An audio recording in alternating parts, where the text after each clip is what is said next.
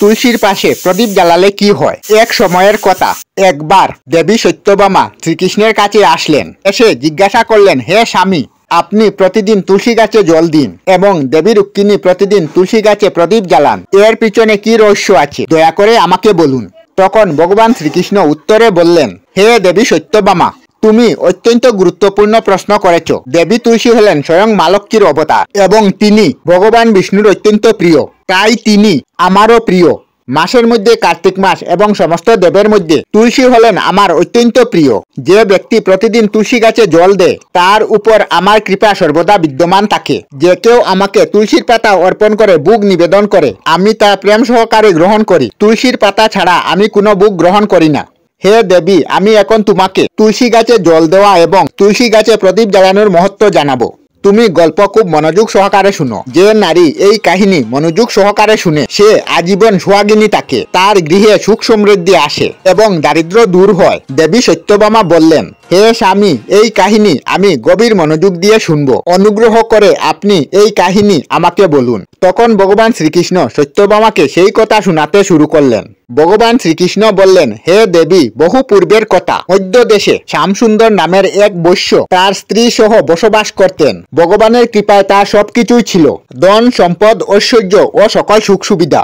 কিন্তু একমাত্র দুঃখ ছিল তার কোনো সন্তান ছিল না। এই কারণে তিনি সবসময় দুঃখী থাকতেন। সন্তান লাভের আশায় তিনি বহু উপায় অবলম্বন করেছিলেন, দান ধ্যান করেছেন, অনেক বিদ্বান বৈদ্যদের ডেকে চিকিৎসাও করিয়েছেন, নানা ধরনের উপচারও করেছেন, কিন্তু কোনো ফল পাননি। অবশেষে একদিন তিনি ঋষি বৈশিষ্ট্য মুনির আশ্রমে যান এবং তাকে জিজ্ঞাসা করেন, হে মুনিবর, আমি অত্যন্ত দুঃখী, আমার কোনো সন্তান নেই। সন্তান ছাড়া আমার মুক্তি কিভাবে সম্ভব? আমি সন্তান লাভের জন্য বহু চেষ্টা করেছি কিন্তু কোনো ফল পাইনি। দয়া করে বলুন, আমি কোনো সন্তান লাভ করতে পারছি না কেন? আমার কি পূর্বজন্মের পাপের ফলে এই দুর্দশা ভাগ্যে এসেছে? তখন মুনি বৈশিষ্ট্য তার ঐশ্বরিক দৃষ্টির মাধ্যমে শ্যাম শর্মার পূর্বজন্মের ঘটনা দেখতে পেলেন। বৈশিষ্ট্য মুনি বললেন, হে বৎস, পূর্বজন্মে তোমার দ্বারা একটি গুর পাপ হয়েছে, সেই পাপের কারণেই এই জন্মে তুমি সন্তান সুখ থেকে বঞ্চিত হয়েছ।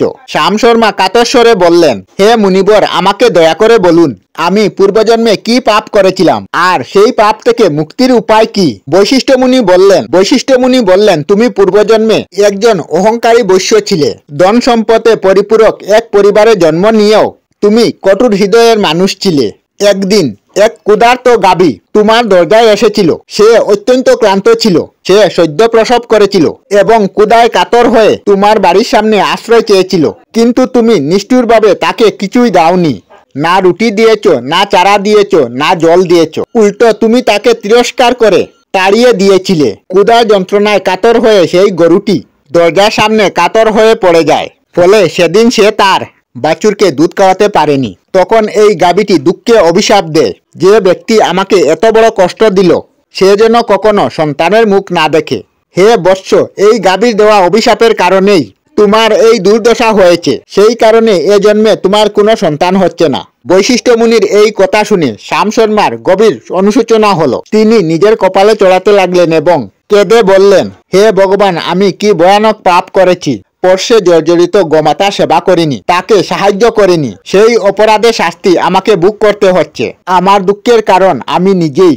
এরপর তিনি বৈশিষ্ট্য মুনির সামনে নত হয়ে বললেন, হে মুনিবর, আমার দ্বারা তো খুবই গুরুতর পাপ হয়েছে। এখন আমি কিভাবে এই পাপের প্রায়শ্চিত্ত করব? দয়া করে আমাকে পথ দেখান। নিশ্চয়ই এমন কোনো উপায় আছে যার মধ্যে আমি এই পাপ থেকে মুক্তি হতে পারি। আমি আমার সবকিছু ত্যাগ করতে প্রস্তুত, শুধু এই অতি পাপ থেকে মুক্তি চাই। আমার সন্তান প্রাপ্তি কিভাবে সম্ভব? কারণ শাস্ত্রে বলা হয়েছে, পুত্র ছাড়া মানুষের মুক্তি সম্ভব নয়। তখন বৈশিষ্ট্য মুনি বললেন, হে বৎস, এই পাপ থেকে মুক্তি পাওয়ার উপায় হলো তোমাকে পুত্রিষ্ট যজ্ঞ সম্পন্ন করতে হবে। এই যজ্ঞের ফলস্বরূপ তোমার সন্তান লাভ সম্ভব হবে। যজ্ঞের শেষে ব্রাহ্মণদের আহার করাবে আর তাদের বস্ত্র দান করবে এবং গরু দান করবে, তাহলে তোমার পাপ থেকে মুক্তি মিলবে। শ্যাম শর্মা আনন্দে কেঁদে ফেললেন এবং বললেন, হে মুনিবর, আপনাকে কোটি কোটি প্রণাম। আমি অবশ্যই আপনার নির্দেশ অনুসারে পুত্রিষ্ট যজ্ঞ সম্পন্ন করব।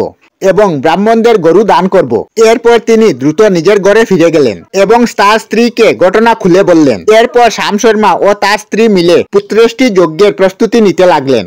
বহু ঋষিমুনিকে আমন্ত্রণ জানিয়ে তিনি পরম ভক্তিভরে যজ্ঞ সম্পূর্ণ করলেন। যজ্ঞের শেষে তিনি ব্রাহ্মণদের গরু দান করলেন এবং সকলকে যথাযথ সম্মান প্রদান করলেন। যজ্ঞ সমাপন হওয়ার পর যজ্ঞের অগ্নি থেকে অগ্নিদেব স্বয়ং প্রকট হন এবং বললেন, হে শ্যাম শর্মা, তোমার যজ্ঞ সফল হয়েছে। তুমি পুত্র লাভের জন্য এই যজ্ঞ করেছিলে, তাই আমার কৃপায় তোমার পুত্র সন্তান জন্ম নেবে। তবে জেনে রেখো, তোমার পুত্রের আয়ু হবে মাত্র 18 বছর। 18 বছর পূর্ণ হওয়ার পর তার মৃত্যু হবে। একথা বলে অগ্নিদেব অন্তর্ধান হলেন। এই কথা শুনে শ্যামসুন্দর একদিকে আনন্দিত হলেন, আবার গভীর দুঃখও পেলেন। তিনি ভাবলেন, নিঃসন্তান টাকার চেয়ে স্বল্প আয়ুর সন্তানই ভালো।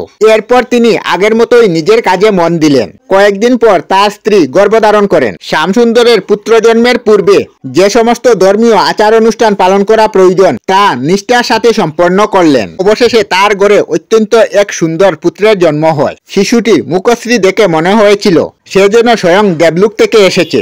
শ্যাম শর্মা এবং তার স্ত্রী আনন্দে আত্মহারা হয়ে গেলেন। পুত্র জন্মের পরও তারা সমস্ত ধর্মীয় আচার অনুষ্ঠান যথাযথভাবে পালন করে। তারপর শ্যাম শর্মা তার পুত্রকে শিক্ষা লাভের জন্য গুরুকুলে পাঠালেন, যাতে সে যথাযথ বিদ্যা অর্জন করতে পারে।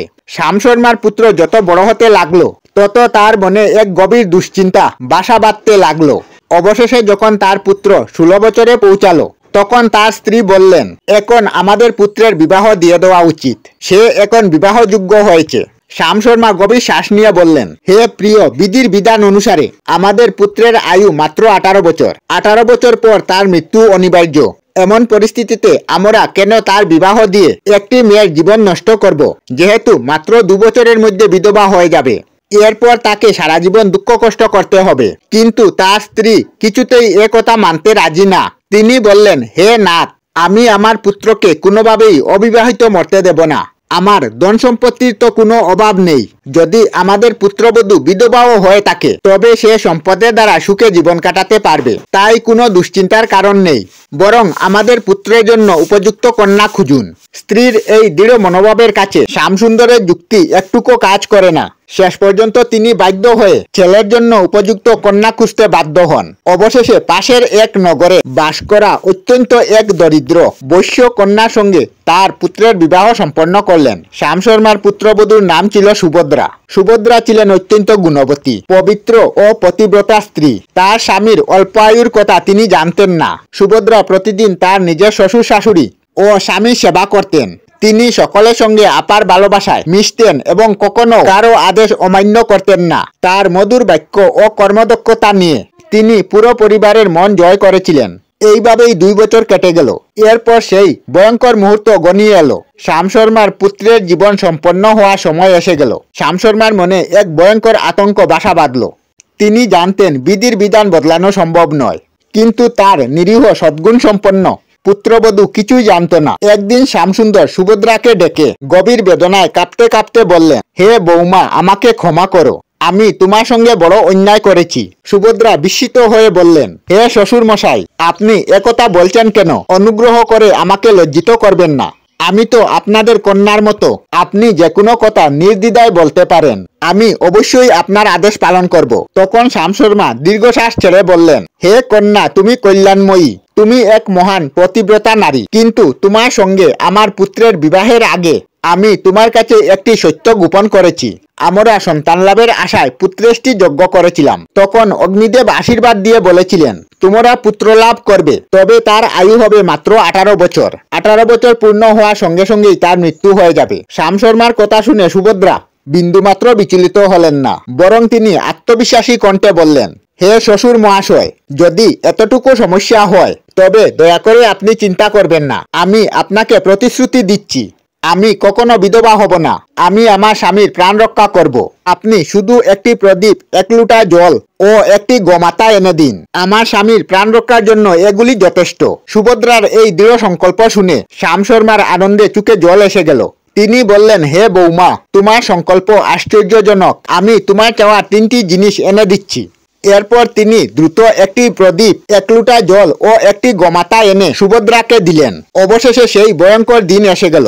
যেদিন সুভদ্রা স্বামীর মৃত্যু হবে সেই দিন সকালে সুভদ্রা স্নান সেরে তুলসী গাছে জল অর্পণ করলেন এবং পূর্ণ ভক্তি সহকারে প্রণাম করলেন। এরপর তুলসী গাছে তিনি একটি লাল চুন্নি বেঁধে কাতর প্রার্থনা করলেন, হে তুলসী মাতা, আমি তোমার চরণে এই নিবেদন করছি, তুমি যেন আমার স্বামীকে সুস্থ জীবন দান করো, তার প্রাণ রক্ষা করো। ঠিক সেই সময় যমের এক দূত শ্যাম শর্মার পুত্রের প্রাণ নিতে তার ঘরে প্রবেশ করলো, কিন্তু যে মাত্র সে বাড়ির চৌকাটে পা রাখতে গেল তখন তুলসী গাছ গিয়ে যমদূতের পথ আটকে দিল। তখন দেবী তুলসী বললেন, হে যমদূত, এই ঘরের নারী আমার চরণে চূর্ণি অর্পণ করেছে, এখন থেকে তার সুহাগ রক্ষা করার দায়িত্ব আমার, তুমি গৃহে প্রবেশ করতে পারবে না। তখন সেই যমদূত ভয়ভীত হয়ে সুভদ্রার স্বামীর প্রাণ না নিয়েই জমপুরীতে ফিরে গেল। জমপুরীতে গিয়ে সে যমরাজকে বলল, হে যমরাজ, আমি মর্তলোকে এক লোকের প্রাণ নিতে গিয়েছিলাম, কিন্তু তুলসী গাছ আমার পথ আটকে দিয়েছিল, সেই তুলসী গাছের কারণে আমি তার বাড়িতে প্রবেশ করতে পারিনি। যমরাজ অত্যন্ত ক্রোধিত হলেন এবং আরো দুজন দূতকে ডেকে বললেন, হে দূতগণ, তোমরা সন্ধ্যার সময় সুভদ্রার গৃহে যাও, যখন তুলসী ঘুমিয়ে পড়বে তখন তোমরা সুভদ্রার স্বামীর প্রাণ নিয়ে যমলোকে ফিরে এসো। এরপর সন্ধ্যা হলে যমরাজের দুই দূত সুভদ্রার বাড়ির উদ্দেশ্যে রওনা হন, কিন্তু সুভদ্রা আগে থেকেই প্রস্তুত ছিল। সন্ধ্যা হতেই তুলসী গাছের কাছে একটি প্রদীপ জ্বালিয়ে প্রার্থনা করলো, হে প্রদীপ, এখন তুমি আমার স্বামীর প্রাণ রক্ষার দায়িত্ব নাও, যমের দূতেরা আমার স্বামীর প্রাণ নিতে আসছে। অবশেষে তুলসী গাছ ঘুমিয়ে পড়লো আর যমের দুই দূত সুভদ্রার বাড়ির সামনে এসে দাঁড়ালো। তারা ভাবলো, এবার যে করে হোক এর প্রাণ নিয়ে যমলোকে ফিরে যাব। কিন্তু ঠিক যখনই যমদূতেরা সুভদ্রার বাড়িতে ঢুকতে যাচ্ছে তখন তুলসীর পাশে রাখা প্রদীপ তাদের পথ রোধ করে বলল, হে দূতগণ, তোমরা এখন সুভদ্রার স্বামীর প্রাণ নিতে পারবে না, এই নারী আমাকে তার স্বামীর প্রাণ রক্ষার প্রার্থনা করেছে, তাই এখন আমি তার স্বামীর প্রাণ রক্ষার দায়িত্ব নিয়েছি, তোমরা তাকে নিয়ে যেতে পারবে না। যদি তোমরা এখান থেকে ফিরে না যাও তবে আমি সবকিছু জ্বালিয়ে ভস্ম করে দেব, আর তোমরাও আমার অগ্নিশিখায় পুড়ে ছাই হয়ে যাবে। প্রদীপের এই কথা শুনে ভয়ে দুই যমদূত কাঁপতে লাগলো এবং কিছু না করে ফিরে গেল এবং যমরাজকে সব ঘটনা জানালো। তারপর বলল, হে ধর্মরাজ, আপনার আদেশ পালন করতে আমরা সন্ধ্যাবেলায় সেই ব্যক্তির প্রাণ নিতে গিয়েছিলাম, কিন্তু তুলসীর পাশে রাখা প্রদীপ আমাদের পথ আটকে দিল, তাই আমরা খালি হাতে ফিরে আসতে বাধ্য হলাম। এই কথা শুনে যমরাজ আরো ক্রোধিত হয়ে পড়লেন। তিনি আরো 4 জন দূতকে বললেন, হে দূত, এবার তোমরা ভোর হওয়ার আগে যাও, সুভদ্রা যখন ঘুমিয়ে থাকবে তখন তার স্বামীর প্রাণ নিয়ে ফিরে আসো। যমরাজের আদেশ পেয়ে দূতেরা ভোরবেলা সুভদ্রার বাড়ির উদ্দেশ্যে রওনা দিল, কিন্তু সুভদ্রা রাতেই নিজের ব্যবস্থা করে নিয়েছিল। সে তার ঘরের দরজার সামনে এক গড়া জল রেখে দিল এবং প্রার্থনা করলো, হে জল দেবতা, এখন আপনি আমার স্বামীর রক্ষাকর্তা, যমদূতেরা আমার স্বামীর প্রাণ নিতে আসছে, কিন্তু আমি জানি আপনি আমার সুহাগ রক্ষা করতে পারবেন। এই কথা বলে সুভদ্রা নিশ্চিন্ত মনে ঘুমিয়ে পড়ল। এদিকে সকাল হওয়ার আগেই যমদূতেরা সুভদ্রার ঘরে পৌঁছালো। তারা যখন ঘরের ভিতরে প্রবেশ করতে গেল তখন সে জলভরা গটিটি কথা বলল, হে দূতগণ, থামো, তোমরা এই গৃহে প্রবেশ করতে পারবে না, এই গৃহ এখন আমার রক্ষায় আছে, আমি সুভদ্রার স্বামীর প্রাণ নিতে দেব না, যদি তোমরা প্রবেশ করো তবে আমি নরকের আগুন নিভিয়ে দেব, যাতে পুরো নরকলোক ডুবে যাবে। জলের এই কথা শুনে যমদূত আতঙ্কিত হয়ে পড়ল। তারা একে অপরের দিকে তাকিয়ে ভয় পেয়ে গেল এবং দ্রুত সেই স্থান থেকে পালিয়ে গেল। তারপর ফিরে গিয়ে যমরাজকে সব কথা জানালো এবং বলল, হে ধর্মরাজ, আমরা আপনার আদেশ পালন করতে ভোরের আগে গিয়েছিলাম, কিন্তু সুভদ্রার ঘরের সামনে রাখা জলের ঘোড়া আমাদের পথ রোধ করে দিল, তাই আমরা তার ঘরে প্রবেশ করতে পারিনি। এই কথা শুনে যমরাজ আরো রেগে গেলেন আর তিনি 8 জন যমদূতকে ডেকে বললেন, হে দূতগণ, তোমরা দ্রুত যাও এবং বল প্রয়োগ করে সেই ব্যক্তির প্রাণ ছিনিয়ে নিয়ে এসো। যমরাজের সেই আদেশ শুনে এই 8 জন যমদূত পৃথিবীতে সুভদ্রার বাড়ির উদ্দেশ্যে রওনা দিল। কিন্তু যখনই তারা সুভদ্রার বাড়িতে গিয়ে পৌঁছালো দেখলো সেই বাড়ির সামনে একটি গরু দাঁড়িয়ে আছে। আসলে যমদূতরা আসার আগেই সুভদ্রা নিজের ঘরের সামনে একটি গরু রেখে দিয়েছিল। সে গোমাতার কাছে প্রার্থনা করেছিল, যমদূতরা আমার স্বামীর প্রাণ নিতে আসবে, এখন আপনি একমাত্র আমার সুহাগ রক্ষা করতে পারবেন। হে গোমাতা, আমি আপনার শরণে এসেছি, দয়া করে আমাকে বিধবা হওয়ার থেকে রক্ষা করুন। তখন গাভীটি বলল, হে কন্যা, তুমি চিন্তা করো না, আমি স্বয়ং তোমার স্বামীর প্রাণ রক্ষা করব। আমার উপস্থিতিতে কখনো যমদূতেরা ঘরে প্রবেশ করতে পারবে না, তাই তুমি নিশ্চিন্ত মনে গৃহে ফিরে যাও, তোমার স্বামী সেবা করো। এরপর যখন যমদূতেরা ঘরে প্রবেশ করতে গেল তখন গাভীটি তাদের পথ রোধ করে দাঁড়ালো এবং বলল, হে যমদূত, তোমরা এখান থেকে ফিরে যাও, এই ঘরে প্রবেশ করা তোমাদের জন্য নিষিদ্ধ। এই গৃহের রক্ষা আমি নিজেই করছি। আমার উপস্থিতিতে কেউ এই গৃহে প্রবেশ করতে পারবে না। যদি তোমরা প্রবেশ করার চেষ্টা করো তবে আমি তোমাদেরকে অভিশাপ দেব।